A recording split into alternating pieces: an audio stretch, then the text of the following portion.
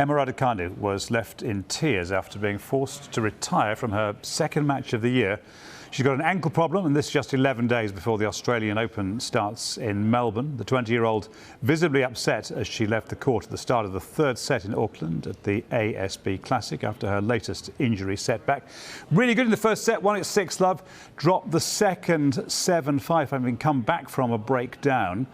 Not how Raducanu would have wanted to start her season after that injury-blighted 2022, in which her ranking fell from 10th to way down in the 90s, now 78th in the world. Her first round win on Tuesday was her first on the tour since September, because she had wrist problems at the end of the season. Let's talk to former British Davis Cup player and tennis commentator Barry Cowan. Happy New Year to you, Barry. Good to see you, but sad circumstances for Emma Raducanu, who's now into double figures for matches she's had to withdraw from, and this after engaging Jez Green, Andy Murray's fitness expert for so many years, and saying how good it was going with him.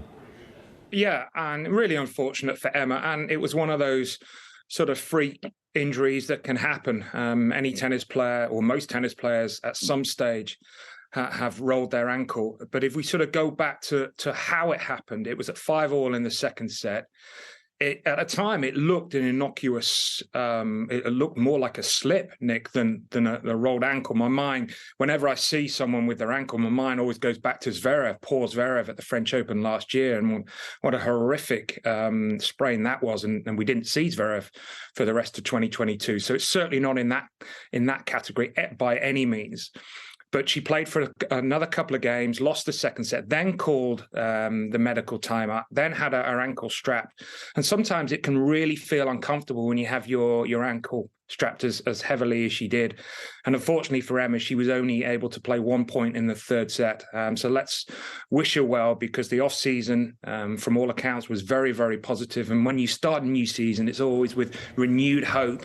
And I'm sure she was full of confidence. It's a sort of a strange week in Auckland because of the rain.